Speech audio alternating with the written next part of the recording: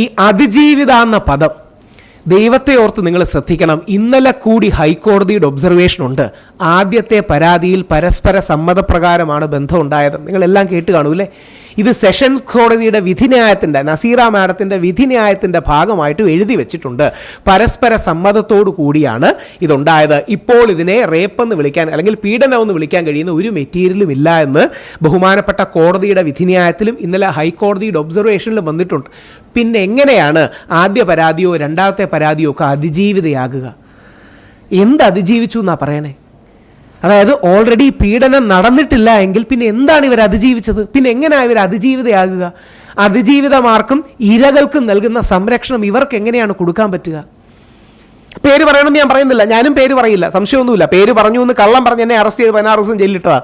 പേര് പറഞ്ഞു എന്നും ഫോട്ടോ ഇട്ടു എന്നും പറഞ്ഞ് കള്ളം പറഞ്ഞ് എന്നെ അറസ്റ്റ് ചെയ്തതാണ്. നിങ്ങൾ അറിയേണ്ട കാര്യം കൂടിയുണ്ട്. ഞാനൊരു AI ജനറേറ്റഡ് വെറും ഒരു പെൺകുട്ടിയുടെ ഫോട്ടോ ആണ് ഇട്ടത്. അപ്പം പോലീസുകാർ എന്നോട് പറഞ്ഞു ഞങ്ങൾക്ക് അന്വേഷണം നടത്തണം, ഇത് തൻ്റെ ഫോട്ടോ ആണെന്ന് ആ പെൺകുട്ടിക്ക് തോന്നിയാൽ അല്ലെന്ന് പറയാൻ ഞങ്ങൾക്ക് FSL റിപ്പോർട്ട് വേണോ? ചുമ്മാ ഓരോ ടെക്നിക്കാലിറ്റി പറയുകയാണ്. ചുമ്മാ പറച്ചിൽ നിന്ന് വേണ്ടി എന്ന് പറഞ്ഞു FSL റിപ്പോർട്ട് വരട്ടെ. ഞാൻ സാറിന് കണ്ടാൽ പോരെ ഇത് ആ പെൺകുട്ടി അല്ലല്ലോ. അപ്പോൾ യഥാർത്ഥത്തിൽ നിങ്ങൾ ദയവായി ശ്രദ്ധിക്കേണ്ട കാര്യം, അതിജീവിത എന്നുള്ള പദം വിശുദ്ധവും നിയമപരമായി വളരെ പ്രാധാന്യമുള്ളതുമാണ്. ലൈംഗിക അതിക്രമ കേസുകളിലെ സ്ത്രീകൾക്ക് സുരക്ഷ, സ്വകാര്യത ഉറപ്പാക്കാനാണ് ആ മഹത്തരമായ പദം നമ്മുടെ നിയമ സംവിധാനത്തിൽ യൂസ് ചെയ്യുന്നത്. ആ വാക്ക് സൂക്ഷ്മതയില്ലാതെയാണ് പലരും ഉപയോഗിക്കുന്നത്.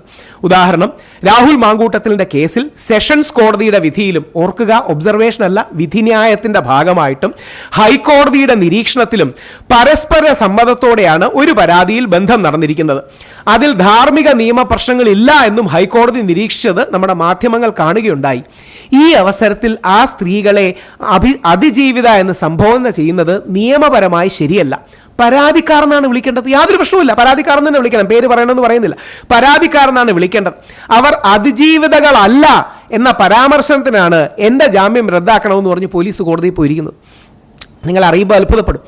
രാഹുൽ ഈശ്വർ അവർ അതിജീവിതകളല്ലെന്നും ഈ വ്യക്തി വ്യാജ അതിജീവിത എന്ന വാക്ക് ഉപയോഗിച്ചു. ആ വ്യാജ അതിജീവിത എന്ന വാക്ക് ഉപയോഗിച്ചത് അവർക്ക് മാനസികവും സാമൂഹികവുമായി വളരെ പ്രശ്നങ്ങൾ ഉണ്ടാക്കി.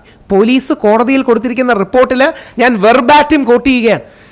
അതിജീവിത അല്ല എന്ന് പറഞ്ഞു എന്ന് പറഞ്ഞ് എൻ്റെ ജാമ്യം റദ്ദാക്കണം. ഇവർ യഥാർത്ഥത്തിൽ ജെനുവിൻ അതിജീവിത അല്ല എന്ന് പറഞ്ഞതിന് എൻ്റെ ജാമ്യം റദ്ദാക്കണമെന്ന് പറഞ്ഞാണ് പോയിരിക്കുന്നത്. ഫെബ്രുവരി 2 തിങ്കളാഴ്ചയാണ് എൻ്റെ കേസുള്ളത്. ഞാൻ പറഞ്ഞ കാര്യം അക്ഷരം പ്രതി ശരിയാകുകയും കോടതി നിരീക്ഷണത്തിൻ്റെയും വിധിയുടെയും അടക്കം ഭാഗമായി വരികയും ചെയ്തിരിക്കുകയാണ്. സെഷൻ കോടതിയുടെ വിധിയുടെ പശ്ചാത്തലത്തിലാണ് പറയുന്നത്. ഹൈക്കോടതിയുടെ ഒബ്സർവേഷനോട് ഞാൻ നിങ്ങളോടൊരു ചോദ്യമായിട്ട് ചോദിക്കാം.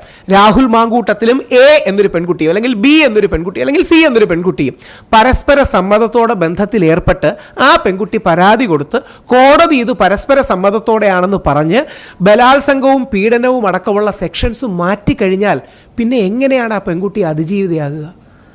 സ്വാഭാവികമായൊരു ചോദ്യമല്ലേ. പിന്നെ എങ്ങനെയാണ് ആ പെൺകുട്ടിക്ക് അതിജീവിത എന്ന് പറയുന്ന ടൈറ്റിൽ കൊടുക്കാൻ പറ്റുക? അതിജീവിത അല്ല എന്ന് പറഞ്ഞ പേരിൽ എനിക്കെതിരെ കേസിന് പോകാൻ പറ്റുക? 16 ദിവസത്തോളം ഞാൻ ജയിലിൽ കിടന്നത് ഇതേപോലുള്ളൊരു വ്യാജ പരാതിയിലാണ്. പോലീസ് നോട്ടീസ് പോലും തരാതെ അറസ്റ്റ് ചെയ്തു. ഇത്തരം നിയമ ദുരുപയോഗം ഉണ്ടാകുന്നത്, ഇതാണ് പോയിന്റ്, നമുക്ക് അതിജീവിതമാരോട് നമ്മുടെ സമൂഹത്തിൻ്റെ ശരിയായ കരുതലിൽ നിന്നാണ്. യഥാർത്ഥത്തിൽ നമ്മളൊരു പെൺകുട്ടിക്ക്, നമ്മുടെ സഹോദരിക്ക് ബുദ്ധിമുട്ട് വരുമ്പോൾ അവളെ പ്രൊട്ടക്റ്റ് ചെയ്യാൻ, അവൾക്ക് സംരക്ഷണം ഒരുക്കാൻ, അവളുടെ സ്വകാര്യത ഉറപ്പാക്കാൻ അതിജീവിത, അതായത് പരാതിക്കാരിയല്ല, കുറച്ചുകൂടെ സേഫ് ഗാർഡ് ചെയ്ത്, ഇര എന്നാണ്, വിക്ടിം എന്നാണ് ആദ്യം വിളിച്ചുകൊണ്ടിരുന്നത്, ഇപ്പം കുറച്ചുകൂടെ സേഫ് ഗാർഡ് ചെയ്ത് അതിജീവിത, സർവൈവർ എന്ന് വിളിക്കുന്നു. അത് വളരെ ശരിയാണ്. നമ്മുടെ ആ കരുതലിൽ നിന്നാണ് യഥാർത്ഥത്തിൽ ചില ആൾക്കാർ, പോലീസ് അടക്കം, ഇത് നിയമപരമായി ദുരുപയോഗം ചെയ്തിട്ടുള്ളത്.